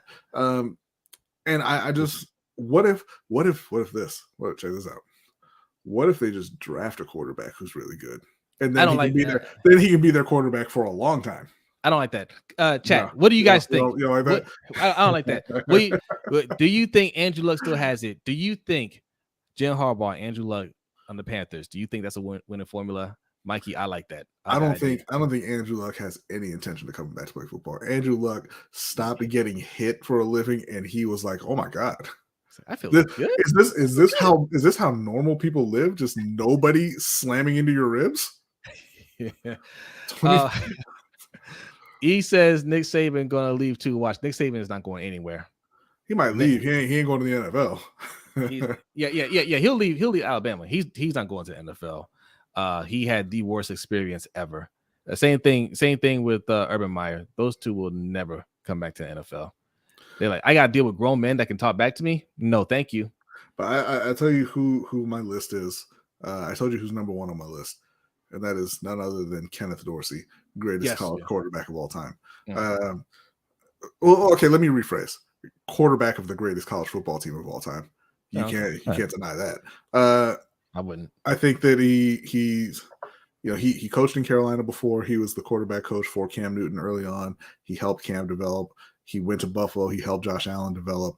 I think that he's a very smart guy. I think he's going to be a good head coach, and I think that that's a good hire for Carolina as they draft their quarterback and look to go into the next era of Panthers football. If not Ken, I would take Byron Leftwich, who has been a very high-level OC for a few years. Should have had a job last year, but Jacksonville can't get out of their own way. But he's another guy, another former quarterback. I think that would work out really well for Carolina. Next would be Eric Bieniemy, for obvious reasons. False what? He's talking about he can't argue who the greatest who was the greatest college football team of all time. Hendo. He's gonna say it is the 2001 Miami Hurricanes, and if you type and you fix your fingers to type anything else, oh my god! Listen, that Miami team would beat the brakes off of the All-Star FSU squad. Don't come in here with any other kind of nonsense, Hendo. I think we had a change in our topics for the overtime show. I can see this being a thing for the overtime show. But after Eric Bieniemy, I would say Jim Caldwell, the old Lions and Colts head coach and Ravens OC, who's another great quarterback coach, and who really got shafted as a head coach in the NFL. He did a great job in Detroit. He got the Colts to a Super Bowl. I mean, and just no offers. No, not even interviews. It's ridiculous. Won Super Bowl as an offensive coordinator for the Ravens. Mm-hmm. Now, he wasn't great the following year, but there's a lot going on with the team. But as a head coach, man, like I think to this day, like since he's what Oklahoma, Nebraska, what? Are you talking about like best barbecue? Disgusting. Best line dancing? Disgusting. not best football, college football No. team. No. Good Lord. Be ashamed of yourself, sir. After Jim Caldwell left, since Jim Caldwell, they haven't had their best record. Was Jim Caldwell, right? Not ever, but since he left, they haven't had. Right. No, let me reword it. Since they fired Jim Caldwell, they haven't had as good of a record. No. He had the best record of their last. I don't know how many head coaches, but it was a long list of them. And listen, Peyton Manning credited Jim Caldwell with taking his game to another level. Matt Stafford played his best football with Jim Caldwell. He credits him as well. He's a real quarterback whisperer, right? People, they like to throw that term around, and those guys get a lot of jobs unless they're black. And Jim just hasn't gotten another opportunity. After that, I would say, then you can start bringing in defensive guys. I would say Brian Flores, DeMeco Ryans after that. But that's pretty deep into the list. You shouldn't really need to go much beyond that. I do also like Ben Johnson out of Detroit. I think he's done a good job there, making Jared Goff appear reliable again, like Sean McVay did. So that's a feather in your cap. But no, you shouldn't even get down to the 6th and 7th and 8th candidates. Find the guy you like and go get him. Yeah. And listen, we always got to preface this by saying, because we always get asked this, well, who should be the guy? We get this a lot for Ravens. You fire Harbaugh, who should be the guy? Right? Yeah, we can give you names, but the answer is the right guy, right? Like it doesn't have to be anybody on our list, and it's not our job to vet these guys. It's the team's job. Vet the guys and get the right one. All right. Yeah. Yes. E is a Virginia Tech fan. He's a Virginia Tech fan, but he likes Miami. That Miami squad would run anybody off the field. Anybody you name, they'd run them off the field. Yeah. Mikey says, crazy how you don't even hear Eric Bieniemy's name anymore. Was he a part of that lawsuit? He was not. It's a class action lawsuit. Anybody can join it. He has not joined it yet. Steve Wilkes has, and you know how I feel about this situation. I feel like, I look, Steve Wilkes did a admirable job, right? And I think if he doesn't get this Panthers job, that strengthens the lawsuit a little bit. Not because he deserves a job necessarily, but it's because of what David Tepper said. David Tepper should have kept his mouth shut, right? You can't go out there and be like, I guess if he does something, spectacular, like win a Super Bowl or something, I might consider him, right? You can't say that. Right? He really hurt the chances of being a part of that lawsuit by not making the playoffs, though. We'll see. Shout out to Anonymous. Oh man, for another $25 donation. I missed it. What did it say? It says, how about Leftwich or Bieniemy for Panthers in 23? Yeah, I'd be happy with either one of those. Like I said, they would be. I had them like second and third on the list there, but definitely just want an offensive-minded head coach. I could be wrong about Leftwich. He hasn't been a head coach yet, but I feel really good about him. Yeah, I feel really good about him too. Yeah. I think he's going to be a great head coach. I think Dorsey is as well. And then it just comes down to who are you going to fill out your staff with, right? Mm-hmm. And you know who Ken Dorsey can bring? He can bring back Joe Brady. Because Joe Brady is the current quarterback's coach in Buffalo. All right, let me read this comment and we still got to do our picks. Top Billin says, I noticed black offensive play callers don't get a lot of opportunities. It's almost as if front offices and owners think black coaches aren't smart / intelligent enough to be great offensive minds. Yeah, that mentality. That's exactly what they think. Yeah. The NFL told you in black and white on paper in their policies that they think black people are dumber than white people. Listen, if Eric Bieniemy was running the offense the way Greg Roman was running his offense, he would never work in the league again. They wouldn't let him near a playbook. Right. It's crazy. It's crazy how, like some of these coaches can just fail miserably and still get jobs. Greg Roman is not an offensive coordinator. I don't think he's I think there's a place for him in the league, but it's not calling plays. I think there's a place for him in college. Maybe, I think that Greg Roman could go to a smaller school and run his system and be a beloved head coach for a long time. Like similar to a Hawaii situation, right? Like go take on one of those schools and you be the new Georgia Tech, you be the new Army or Navy, and just run all day long.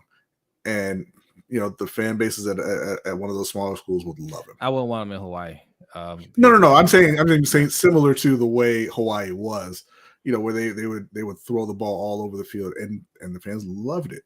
Georgia Tech they were never great, but it was their team and it was that style. It was Hawaii. Yeah. I think Georgia Tech would be a good spot for him. Yeah. But I wouldn't want him anywhere near my NFL staff. All right, we want to comment, and then we're gonna fire up rapid fire. Okay, we got to move along. Add to Pop says, why would anyone want him? He's like John, his brother, their hood, but when they get to the playoffs, they choke. I mean, they don't always choke in the playoffs. Like they both got to the Super Bowl. Lots of coaches choke. Lots of coaches choke. But UTEP, SMU, he's giving a list of places that'd be good. You're right. Navy, Army, you're right. E. These are all great choices. Yes, he's not great for NFL standards, but we're talking about college. That's a different standard, right? Mm-hmm. You can run the same plays over and over and over if you have the right players. Yeah. That's what Nick Saban does. Nick Saban ain't doing nothing special out there, right?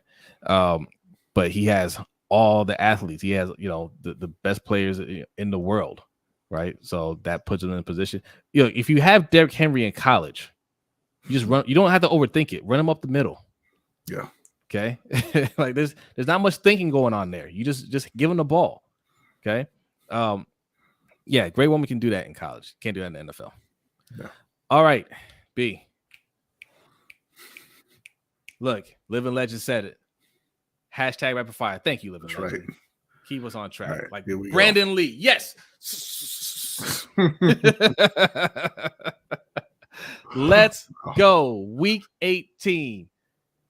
NFL picks. Let's take that banner off. There we go. All right.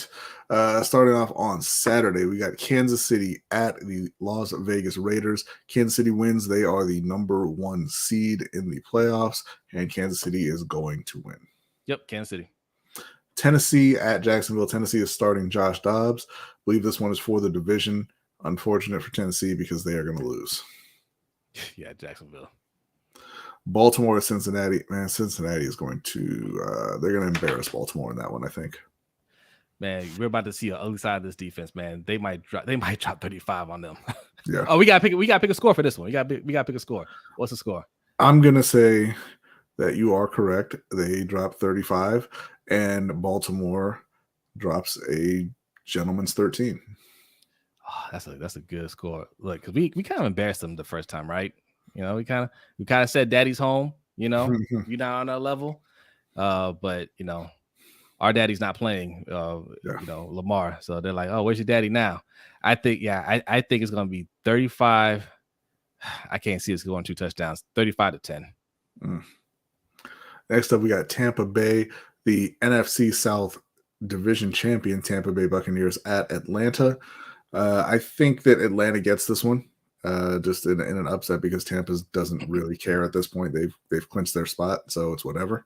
I was gonna say the same thing. I think Atlanta's gonna rest, or not Atlanta. Tampa Bay's gonna rest Tom Brady. Well, yeah, make them better though.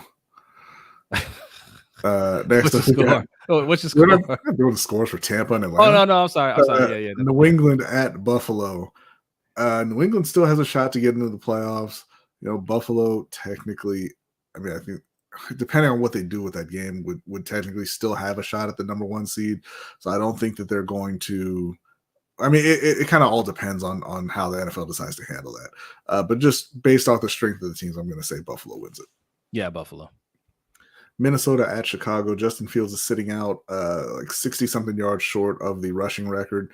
He has a hip injury, so that's unfortunate, but Minnesota's taking that one.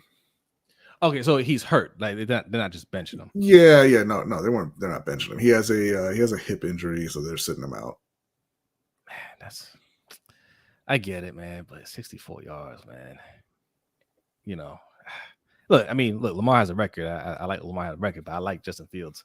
Yeah. Who'd you pick? Minnesota? Yeah, I got Minnesota. Houston at Indianapolis in the Irrelevant Bowl. I'm going to take the Colts. I got Houston. Texans. All right, the New York Jets at Miami. This is an important one for Pittsburgh. They need the Jets to beat Miami. And starting Skylar Thompson, I think the Jets will get the win. I got the Jets. I don't know. This is a good question by Mikey. How many yards does Justin Jefferson need for 2,000? Because of the unbelievably terrible performance from Kirk Cousins in their last game, I think he needs over 200. Oh, man. Let me check just to be sure there, but I believe it's over 200 that he needs. All right. Yeah, I got the Jets beating Miami. And if Pittsburgh wins, that puts you in the playoffs. 229 to get to 2,000. Now, we all know he's talented enough to get that. Yeah. But, the guy throwing it to him, just mess it up. Next up, we've got Carolina at New Orleans. This one is really just for pride. Carolina hasn't swept a division rival since, I believe it was 2017. I don't really care about symbolic victories like that, but Carolina is a better team than New Orleans. Carolina gets the win. What's your score? They are going to win this one 27-20. I'm going to say 27-20 New Orleans, just for the sake of your top 10 pick. Hopefully. Yes. Cleveland at Pittsburgh. Deshaun Watson looks like he's getting more comfortable playing. I think Pittsburgh, they're going to be really, really fired up for this one, having a chance to make the playoffs. So I think they get the win. Yep, I got Pittsburgh. I think they get the win. I think they make the playoffs. The LA Chargers at the Denver Broncos. It was a nice moment in the press conference with Russell Wilson there, thanking his teammates for standing up for him, on social media and everything. Because if we're being honest, we all make fun of Russ. Russ is he's kind of corny. He does a lot of funny stuff, but the media has been really, really unfair with Russell Wilson this year. They really went after him in a very personal way, which is just hard to see. I'm sure it's been tough for him to deal with all year and stay as professional as he always is. Mm-hmm. With that said, the Chargers are going to win this one, but good for Russ and his teammates though. I got Denver. I think Chargers clinched and they're like, okay, we can just kind of set our eyes towards the playoffs, because I don't think they can't really move up or down. Yeah, I'm not sure about the movement, but I'm going with them. They're a better team. I think they want to keep it. I think they want to keep it moving, keep it rolling. They're not. I don't think they have the kind of confidence that they could just lay down one week and then flip the switch for next. Yes, Mikey. Not so fast, my friend. Denver wins, helping Baltimore get the 5th seed. # let's ride. Can we move up? I thought we were stuck at the 6th seed. I don't know.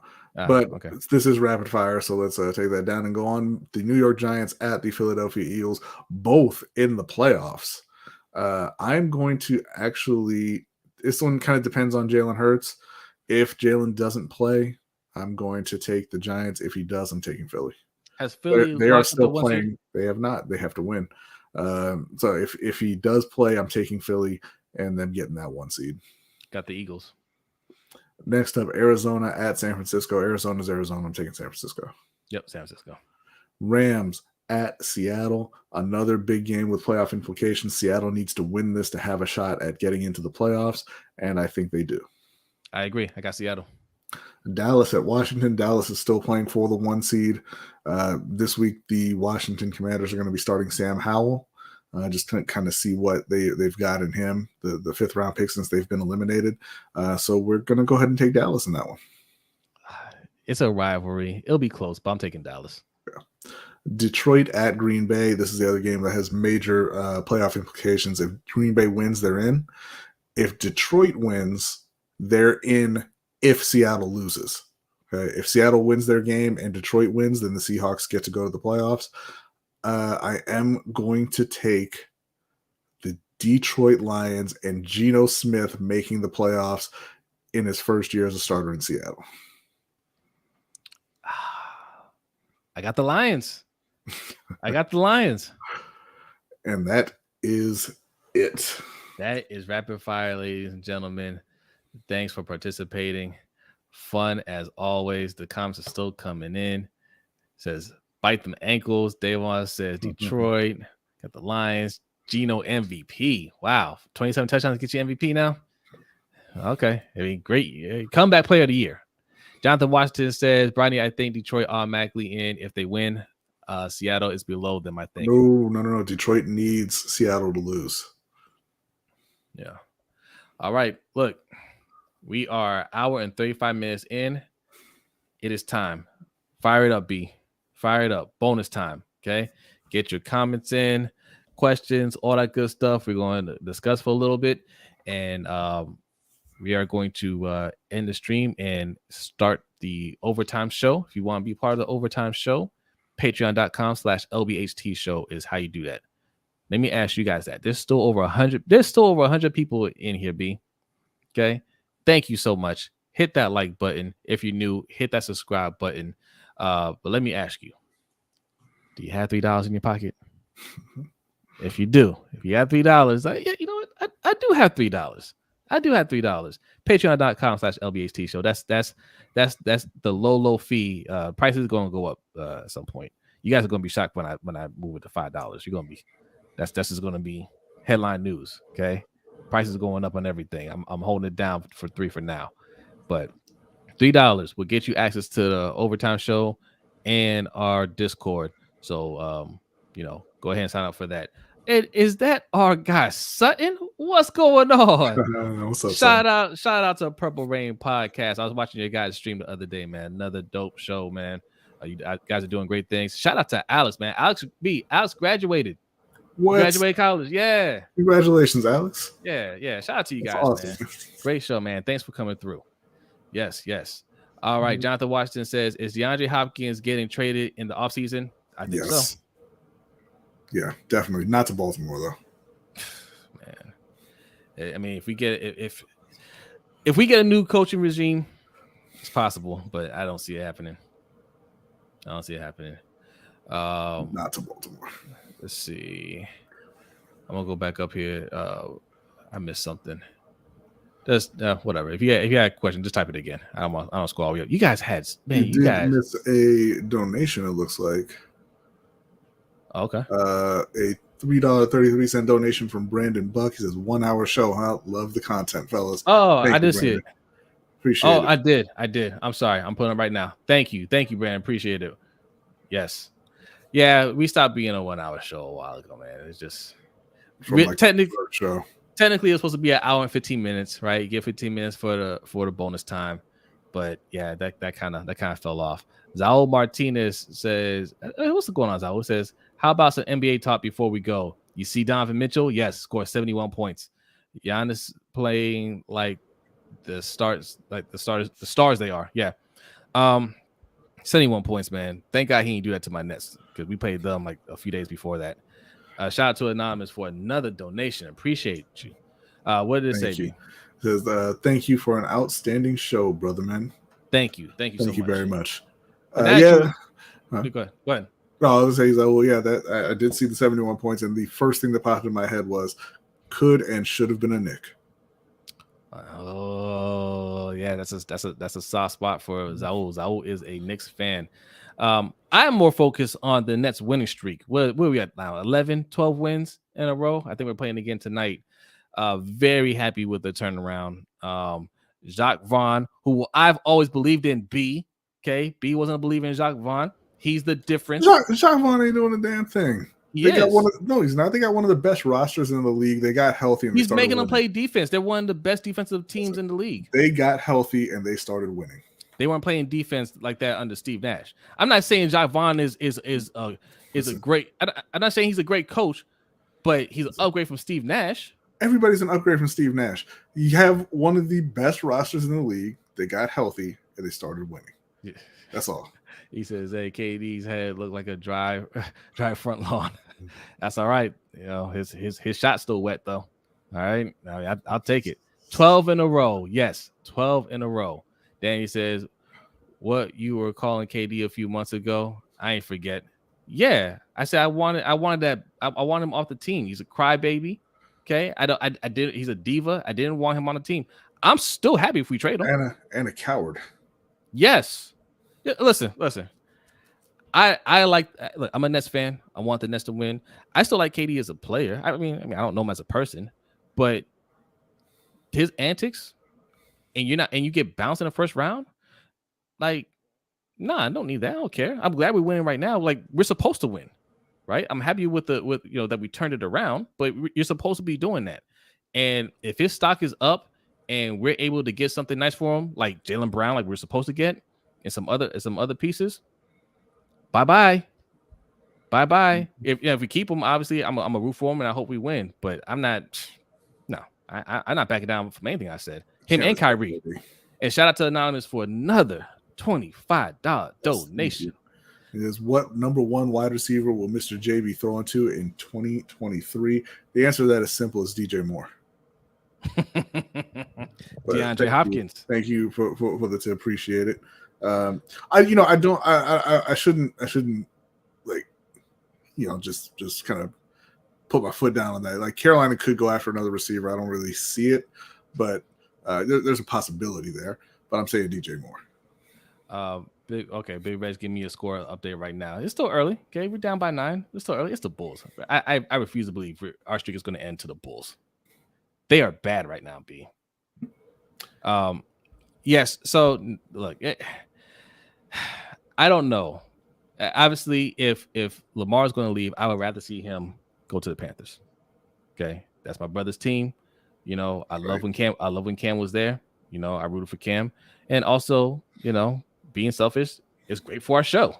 This is a Ravens and Panthers stream, so if he goes from one team to the other, we're still in business.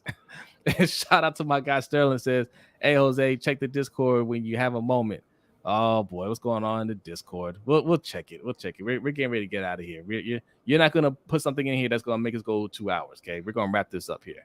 All right. One session says, if you guys were Lamar and you are 100% healthy, would you play in the playoffs? I wouldn't have played the season. All right. Yeah, I would have held out for the season as well. I mean, well, no, I wouldn't have held out for the whole season because you gotta play a certain number of games for the contract to turn over. But at this point, like, if I've decided that I don't want to be a Raven, no, I'm not playing in the playoffs. Yeah. Be the change you wish to see, says Lamar ain't going to Carolina. Ha ha ha ha. That's what we said about Deshaun Watson. Okay. I was laughing real hard because especially when he said, "Yeah, you guys are out." And they said, "Are we? Are we out?" This $230 million guarantee says we're back in it. Why don't you be the change you wish to see in your attitude? How about that? All right. Because Carolina's a great landing spot. They've got the O-line already. They got better wide receivers than Baltimore has ever given Lamar. Oh, that's a fact, man. They're gonna have whatever coach Lamar wants. Pop says Jets, San Francisco, and Miami are where I want Lamar to go. Okay. All right. Well, which team though? You can only go to one. Jonathan Washington Jr. says, Jose, chill on my team. I know we suck, but you ain't gotta do us like that. Bulls 2024 champs. Okay, all right. How you gonna be a chance after you trade DeMar DeRozan to LA in a month? I mean, they're gonna get Russ back. Russ gonna, I don't know. You're gonna do something. Okay, Sterling says, wait until the overtime show. Okay, all right. We are going to end it there. All right. We are at 1 hour 45 minutes. This is hashtag no 2 hours over here. Be the change you wish to see. Says the change I want to see is Lamar in San Francisco. Okay. Like, I wouldn't hate that either. Our other brother's a San Francisco fan, and listen, they've got all everything. And I want to see, like, if Carolina's not going to do it, I do want to see Christian McCaffrey win something. He deserves it. Yeah.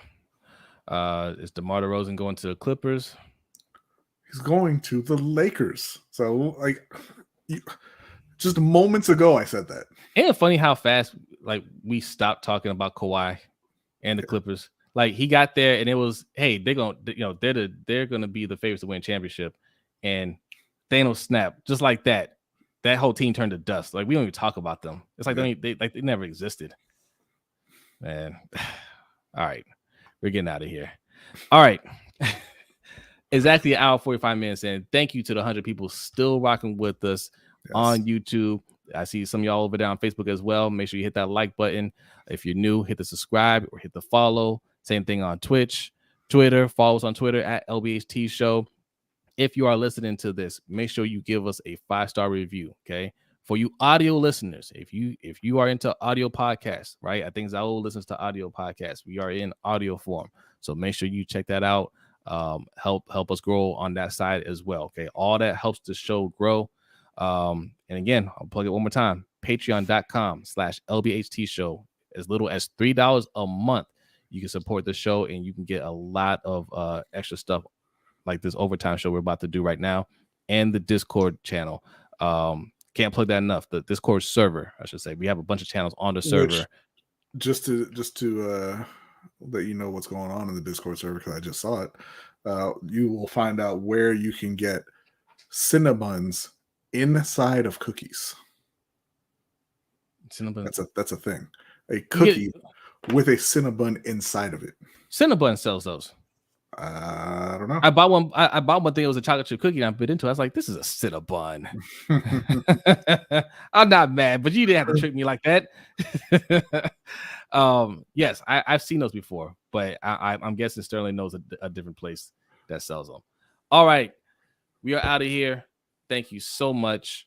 And hey, again, prayers up to Damar Hamlin. Yes. Obviously, going to keep an eye on that. The world's keeping an eye on that. Hopefully, he gets better and has a full recovery. Obviously, football, that's not important at this point. Just if he can get healthy and live a long, healthy life, that's a win, right? And the rest of the stuff, we'll see what it is. Guys, don't get too emotional about the Ravens. Okay, we love our teams, right? We put a lot of emotion into sports, but when a team isn't as invested, when an organization isn't as invested as you are, you need to take a step back. And this team obviously isn't invested. It doesn't matter what they say. They're giving you lip service. They're not investing. If they were invested, they would have been signed Lamar. Yeah. And if they had Lamar locked up to a long-term deal, then you can really put your energy behind this team. But what they're doing is pathetic, right? It is. Whether it's intentional or not. If it's unintentional, that's just, they're the dumbest people I know, right? So either way, don't put your energy into that. Let them take their L's, and you detach yourself from that, okay? You love Lamar. You root for Lamar no matter where he's at, okay? Don't let this team mess up your day or your week, yes. Okay? All right. Yeah. So thank you, Sterling. If you are in the Discord, Sterling will let you know every spot where you can get whatever you want to eat, whether it's dessert, whether it's Mexican, whether it's anything, Italian. He got me a meatball sub, best sandwich I ever had. Anything that you want, Sterling knows where it's at, but only in the Discord. Yes. All right, we are out of here. B, are you ready? I am ready in a second. Now I'm ready. He is ready in a second. Now he is ready. Thank you so much. Have a great night. Enjoy the rest of your week, and we will see you next time. Peace.